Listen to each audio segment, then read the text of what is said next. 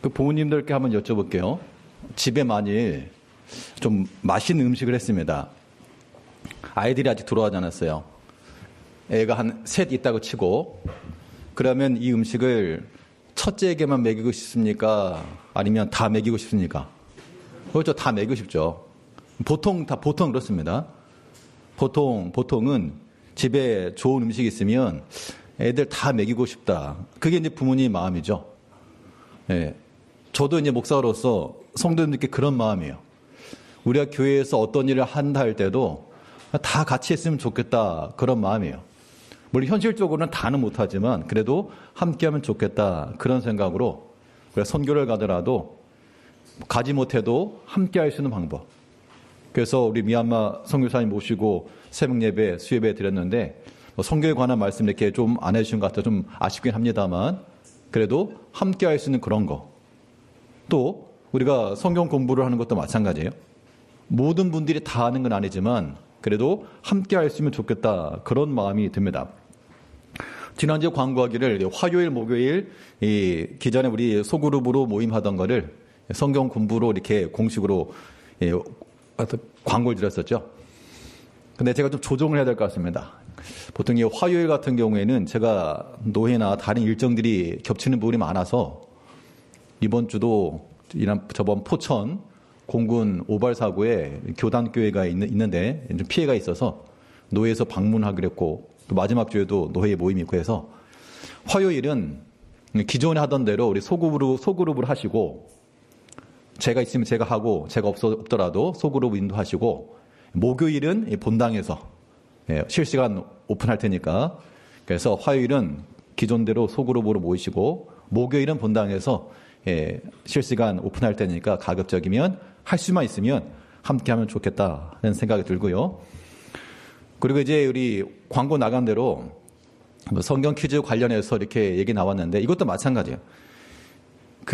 지난번에 사사기 했을 때 뭐 하신 분도 있고 안 하신 분도 있지만 결론은 분명합니다. 그래도 했던 분들은 까먹었겠죠, 당연히. 했던 까먹었겠지만 그래도 보면 기억도 날 거예요. 그리고 성경을 알아간다는 그렇게 배우는 겁니다. 가장 체계적 방법이 그렇게 공부하는 거예요. 그런데 이제 하다 보면 난 평균 점수 까먹으니까 안 해요. 그런 분이 계셨잖아요.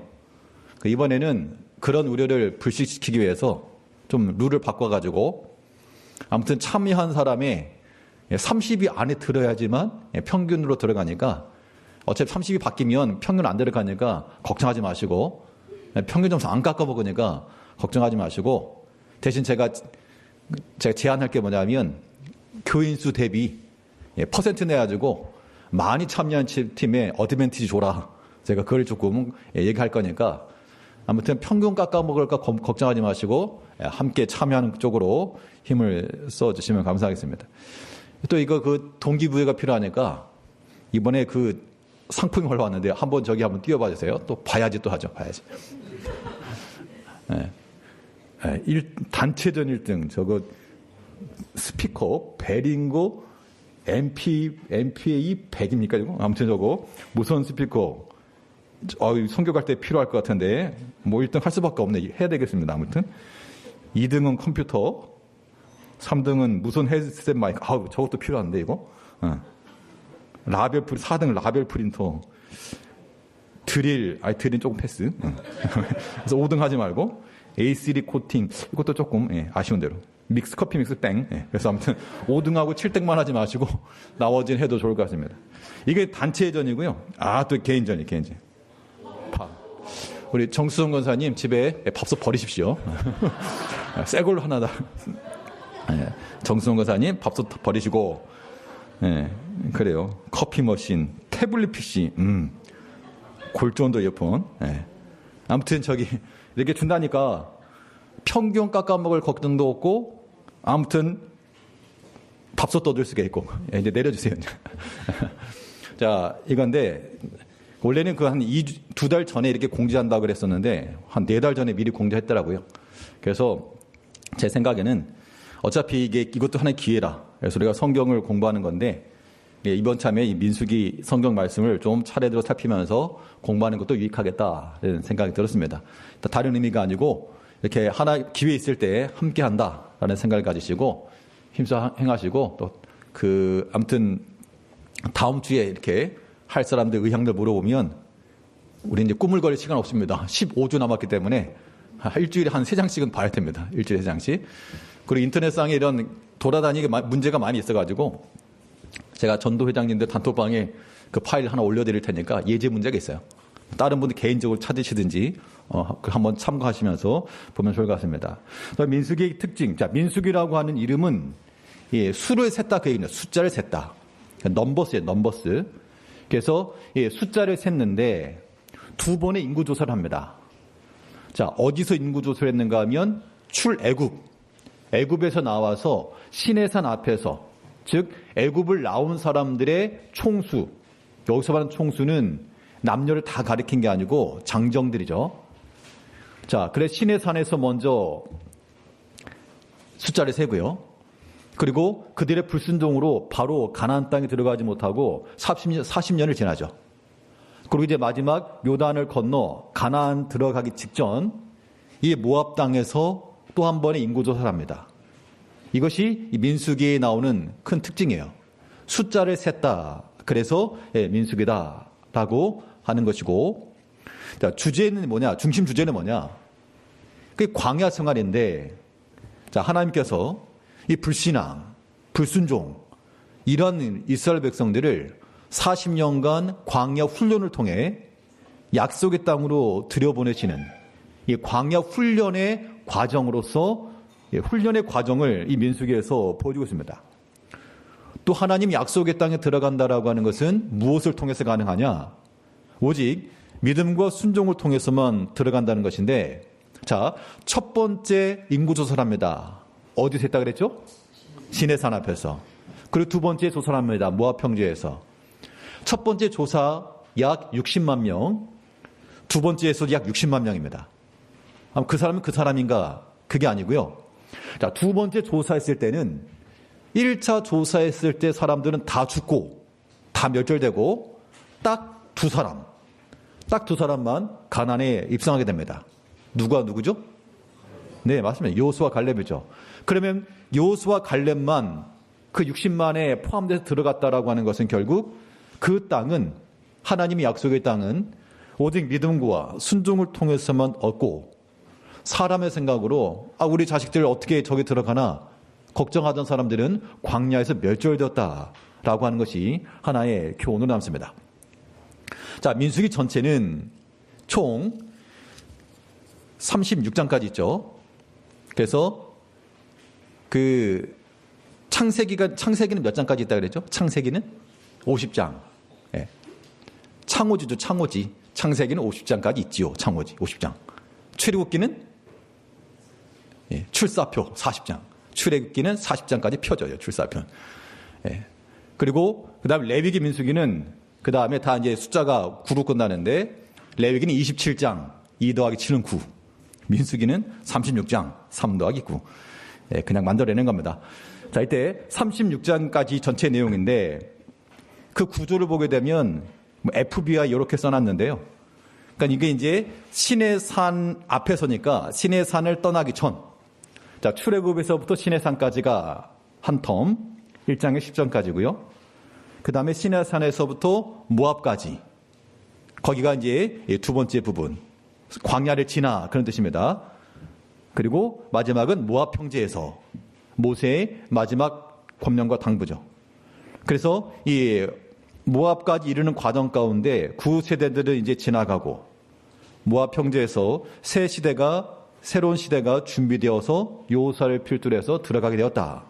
이런 과정인데, 그래서 이 민수기를 전체 요약하자면 FBI 이렇게 이해하면 이해가 더 쉬울 수 있겠습니다. 특징은 전설했던 대로 광야 훈련의 책이고요. 자, 광야의 40년간의 그 과정, 그 여정에 대해서 그가 어떻게 훈련받았고, 그들이 어떻게 하나님의 은혜를 받았으며 하나님의 거룩한 백성으로 점점 성숙해가는 과정을 기록하고 있습니다. 특별히 민수기에서 중요한 건 무엇인가 하면 메시아에 대한 예언인데, 그리스도의 예표된 것들이 나타나고 있습니다. 예, 표에 나타난 거 보면 첫 번째는 장대 높이 달린 놋뱀이에요. 이거는 이스라엘 백성들에게 이 질병으로 인해서 죽게 되었을 때 하나님께서 모세를 통해 놋뱀을 만들어서 장대에 달아라. 그걸 쳐다보는 자들마다 살리라. 예수님께서도 이 구약시대 이걸 이야기하면서 놋뱀이 들렸던 것처럼 인자도 들려야 하리라. 그러니까 놋뱀을 바라보며 산다라고 하는 것이 장차 십자가에 달리실 그리스도를 상징하는 것이고 그것이 신약에서 이제 예수 그리스도 안에서 성취되었다 하는 겁니다. 중요한 예표죠. 그리고 이제 반석에서 물이 나오는 그런 장면들, 반석에서 물이 나와서 그들의 생명을 주는 생명수 역할을 했다. 반석이신 그리스도, 생명수 대신 그리스도를 신약에서 말하고 있고요. 그리고 광야에서 만나를 먹는 장면이 나오고 있는데 이 광야의 만나는 생명의 떡이 되신 그리스도 예수를 보여주고 있고 우리가 오전 마태복음에서 배웠던 것처럼 이 구약의 만나를 통해서 빈들에서 광야에서 백성들이 이 양식을 얻었던 것이 지금 오병이어 사건을 통해서 빈들에서 먹을 것이 없는 그들에게 하나님께서 양식을 나눠주신 참으로 생명의 떡이신 예수 그리스도를 보여주신 겁니다. 그걸 민수기에 보게 되면 구름 기둥과 불 기둥이 나옵니다. 하나님께서 그의 백성을 인도하실 때 낮에는 구름 기둥으로 밤에는 불 기둥으로 인도하셨다라고 하는 것인데 이것은 그들에게 눈에 보이는 것이지만 이제 우리 신약에서는 우리의 길을 제도하시는 성령 인도하심을 다 예표하는 거죠. 우리의 빛과 길이 되신 그리스도이심을 보여주고 있고 또 성경에 보게 되면 6개의 도피성이 있습니다. 도피성이 무엇인가 하면 우리 그 도피성이라고 하는 것은 백성들 가운데서 부지 중에 사람을 죽이거나 고의로 한 게 아니라 어떻게 하다가 그냥 부딪혀가지고 그런 경우에는 이 도망해서 6개의 지정해 놓은 곳이 있었는데 그 도피성에 들어가게 되면 산다 그 얘기입니다. 그리스도 안에서 죽을 자라도 마땅히 죽을 자라도 살 수 있다라고 하는 것을 이미 구약 시대부터 예표해 놓은 거죠. 죄인들의 피난처가 되시는 예수님에 대해서 얘기를 하고 있고 그리고 이 민수기 24장에 보게 되면 메시아의 통치, 메시아의 탄생, 그리스도께서 오실 것에 대해서 예표해 놓았고 이것이 또 신약에서는 다윗의 자손으로 오신 그리스도에 대해서 실현이 된 것을 보여주고 있습니다. 그래서 민수기의 특징은 광야 40년간 하나님의 백성들의 훈련, 그 광야의 과정을 훈련받는 그런 과정을 보여주고 있고요. 그래 그 중간중간마다 다 누가 나타나고 있습니까? 보이지는 않지만 그리스도가 예표되어 있고 그들의 삶 속에 숨어 있고 어떻게 보면 그들의 전혀 아주 일상적인 생활이었지만 매일 아침 만나를 먹고 그게 예수님이 예표했다는 겁니다. 그런 의미에서 우리가 만나를 먹는 건 아니지만 무엇을 먹죠 우리는? 매일 아침 식사하실 거 아닙니까? 뭐 아침을 안 먹더라도 매일같이 식사를 할 거 아니겠어요? 그런 식사를 할 때마다 우리의 나의 생명 양식 되신 주님 그런 믿음의 고백하는 거 필요합니다. 식기도 할 때도 잘 먹겠습니다 아멘 이렇게만 하지 마시고 우리 양식을 먹음에 있어서 내 영의 양식 되신 주님 우리 생명의 양식 되신 주님 이런 말씀으로도 우리 기도하는 거 유익합니다. 뿐만 아니라 그 백성들이 광야 가운데서 어디로 가야 될지 모르는 크고 두려운 광야라 그랬거든요. 그런데 그 광야를 지나면서 구름 기둥과 불 기둥으로 인도하신 그 모든 모습 속에서 내 인생의 삶 속에서 특히 우리 학생들, 우리 청년들 앞으로 어디로 가야 될지 알지 못하는 우리 인생의 앞길에서 내 길의 지도자 되시고 내 길이 되실 주님 부탁하는 마음을 가지고 그 당시 이 구약시대 사람들은 그들의 지극히 일상이었어요. 특별한 것도 아니었다고요. 그러나 신약에 와서 보니 여기에 놀라운 예표가 숨어 있었다. 그래서 그들의 매일의 일상적인 삶이 아니었고 거기에는 하나님의 뜻과 하나님의 인도하심과 예표하심이 있었다. 이건 오늘날도 마찬가지입니다. 지금 우리가 매일같이 사는 것이 일상의 삶이지만 여기에 분명 하나님의 은총과 하나님의 사랑과 우리를 위하여 예비해 놓으신 그 은총들이 지금 숨어 있다는 거, 숨어 있다는 거. 숨어 있으면 어떻게 해야 되죠? 발견하는 거. 오늘 점심을 아주 너무 맛있게 드셔가지고 다들 아멘 아멘 하시는데 이 사람 이름을 불러가면서 시켜야 될까 싶습니다. 예. 자, 오늘 민수기 1장부터 한번 볼 텐데요. 그러니까는 그 일주일에 한 1장에 3장까지씩 이렇게 확인하시면 36장 한 10주, 15주 정도면 한번 볼 수 있을 것 같습니다. 그러니까 우리가 성경을 좀 체계적으로 알고 싶다. 다른 방법 없어요. 체계적으로 읽는 수밖에 없는 겁니다. 그러면 보이게 돼 있어요. 그게 성경을 보는 묘미죠. 자, 하나님께서 모세에게 인구조사를 명하셨는데 그 인구조사가 어디서 이루어졌다 그랬습니까? 첫 번째 인구조사는 시내 광야. 자, 그러면 이 시내 광야에 서 있다라고 하는 것은 어디서부터 나왔습니까? 예, 애굽에서부터 나온 거죠. 어디를 건너서? 홍해를 건너서. 그러면 최소한 시내 광야에 서 있는 그들은 뭐라고 신앙 고백해야 되는가 하면 여기까지 인도하신 하나님이에요. 앞으로는 모릅니다. 앞으로 장차 어떻게 될 건 모르지만 여기까지 인도하신 하나님. 그 하나님에 대한 신앙 고백은 우리에게도 필요한 겁니다. 우리가 다들 지금 이 시점에 있지만 앞으로를 모르잖아요. 그러나 우리에게서 누구나 공통적으로 할 수 있는 것은 여기까지 인도하신 하나님. 다 다를 거예요. 지난 과정이 다 다를 겁니다. 그래도 우리가 곰곰이 돌이켜보면 하나님께서 정말 때를 따라 도우시고 피할 길도 주시고 때로는 그것이 굉장히 위험한 순간이고 실패라고 생각했지만 낭떠러지라고 생각했지만 거기가 도리어 하나님의 피난처요 나를 위한 자리였다. 이런 것도 우리가 깨닫게 되면 우리가 그 하나님께 감사한다는 겁니다. 자, 우리가 지금 서 있는 이곳 이 자리에서 우리가 무엇을 고백해야 한다고요? 어떤 하나님? 여기까지 인도하신 하나님. 좋고 나쁘고를 우리가 말하는 게 아닙니다. 여기까지 인도하신 하나님을 믿고 이제도 인도하실 하나님을 믿고 나가는 거죠. 그런 신앙 고백이 우리 가운데 있어야 되고요. 자, 인구조사를 했는데 그런데 모든 백성을 대상으로 하는 것이 아니고 몇 살 이상의 남자를 대상으로 했다고 그랬습니까? 20세 이상이죠. 왜 20세 이상으로 했을까? 네, 맞아요. 이거 전쟁해야 되니까. 전쟁해야 되는데 10대 어린 아이들 할 수 없죠. 물론 20세 이상이니까 당연히 30대, 40도 포함되는 겁니다. 또 이게 너무 나이가 많고 그러면 좀 열애가 됐겠죠. 그러니까 우리가 이런 주의를 한다 할 때 하더라도 그 대상이 있고 때가 있는 거예요. 우리가 금방 미얀마 선교 갔을 때 그 주 대상이 교회 학교고 어린 아이들이거든요. 그렇기 때문에 우리 중고등부 학생들이나 청년들이 가서 할 수 있는 그런 대상이 되는 거죠. 근데 이제 만일 우크라이나 선교사님 통해서 듣는 말인데, 만약 우크라이나가 열리게 되면 전쟁 끝나겠죠, 언젠가는. 그러면 이제 그것에 재건 여러 가지 되고 또 교회들이 세워져야 되고 그런 필요가 있을 때 혹시라도 요청이 오게 되면 좀 도와주시오. 그럴 때는 이제 우리 중고등부나 우리 청년들이 갈 수 있는 부분이 아니기 때문에 그때는 이제 우리 장정들이 그동안 소외되었다고 생각할 수 있는 우리 장년층들이 그때 가서 또 쓰임 받을 수 있어야 되겠죠. 혹여라도 그런 때가 오게 되면 하나님께서 기회 주신 줄 알고 또 힘써 나가서 우리가 그러한 모든 이 일들을 위해서도 쓰임 받아야 되겠어요. 다 자기 역할이 있다 그 얘기입니다. 그런 면을 따라서 하나님께서 내게 맡기신 그 믿음의 일들을 감당해야 되겠고, 인구조사를 하긴 하는데 이때 이 주된 지도자는 모세와 아론입니다. 모세와 아론이 일일이 다 할 수 없잖아요. 그래서 하나님께서 돕도록 또 도와줄 수 있는 사람을 선택했는데, 자, 누구를 선택해서 도우라 그랬습니까?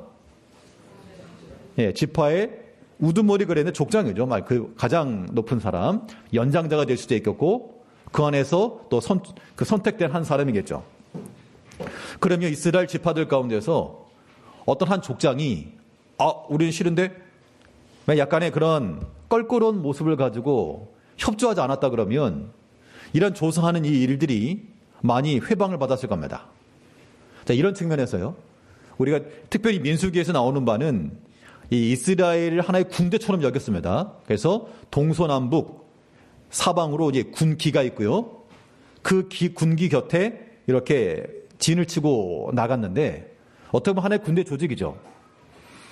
자, 이런 모든 일들을 행할 때 협조가 필수적이라는 겁니다. 우리가 전체로 일하지만 또 한편으로는 부분 나누죠. 우리가 어떤 전도회별로도 나누고 여러 가지 나눠서 하는 건데, 이럴 때 필요한 게 뭐냐면 협력해 주는 게 제일 중요해요.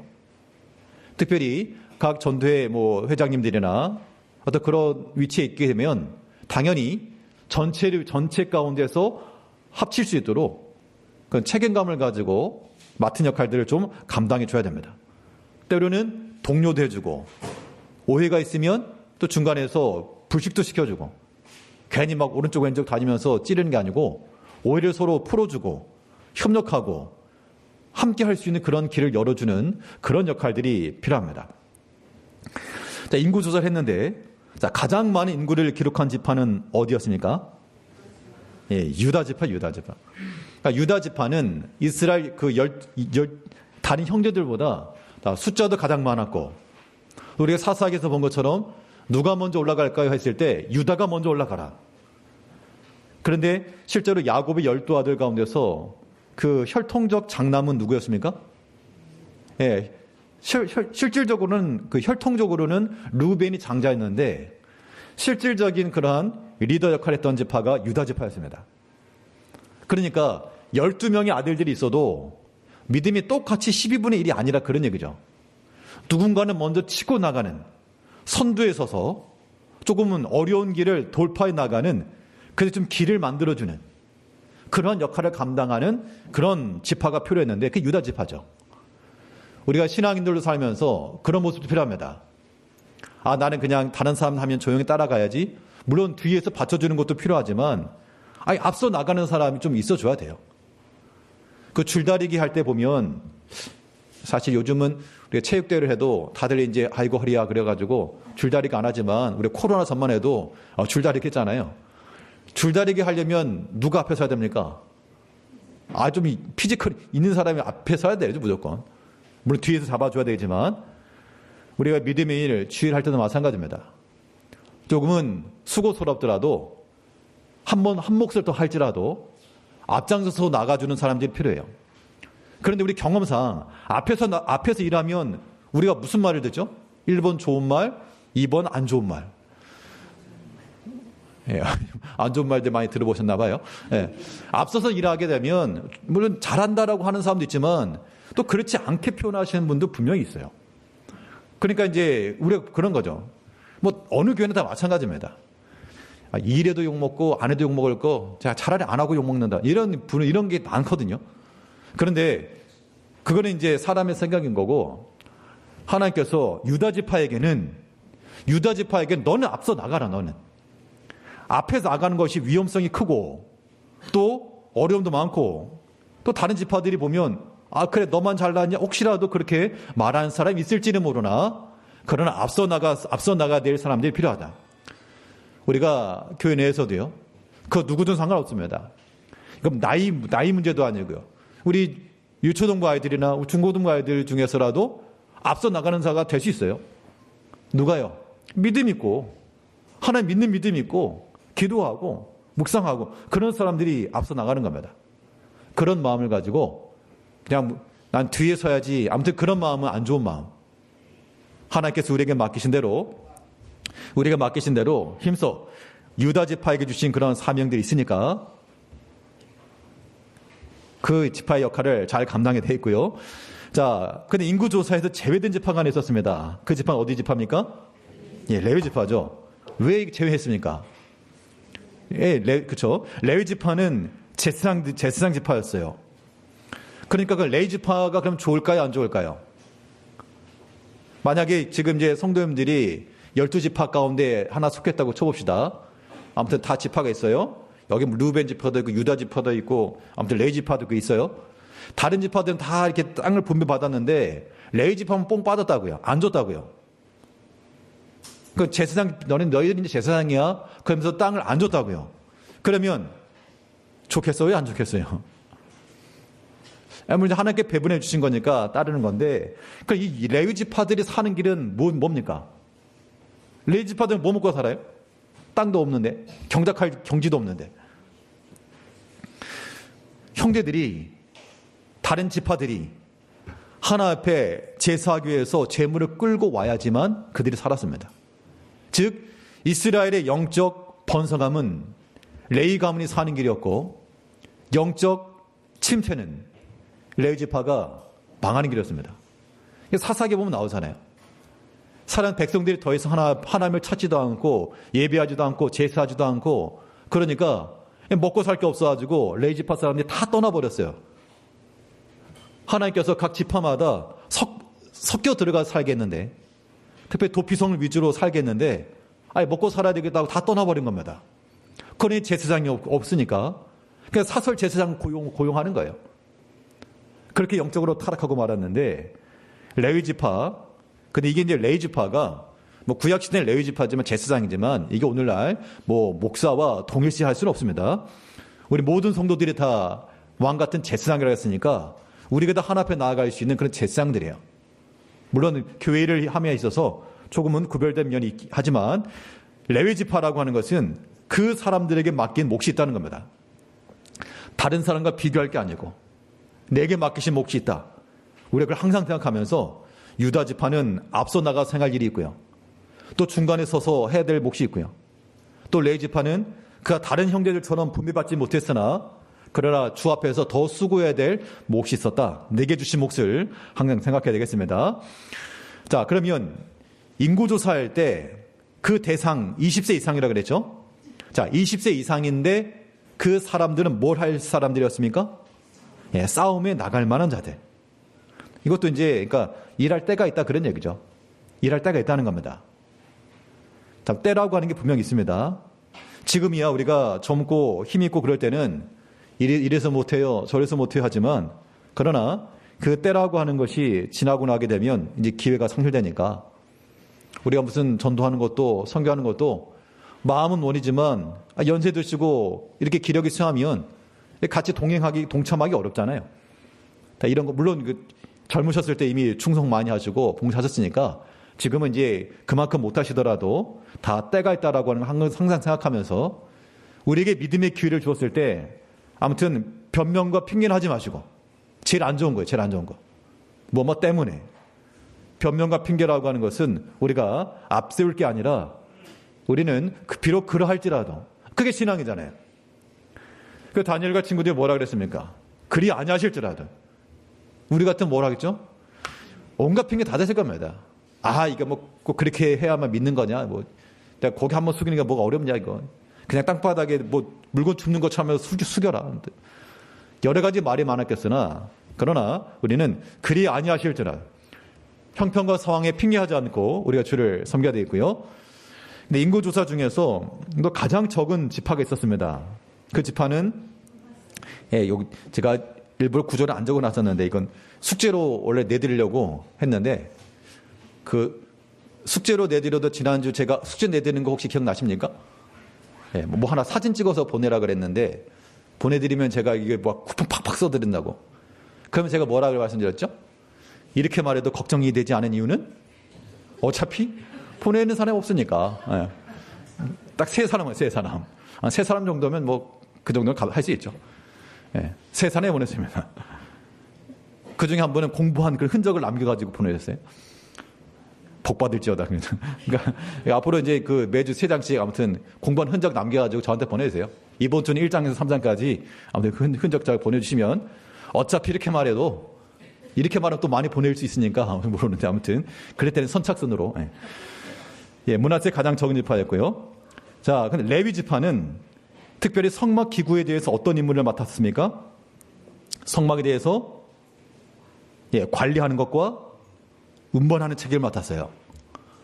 그러니까 하나님의 성막을 맡아서 관리하고 운반하는 것. 어떻게 보면 아무것도 아닌 거거든요.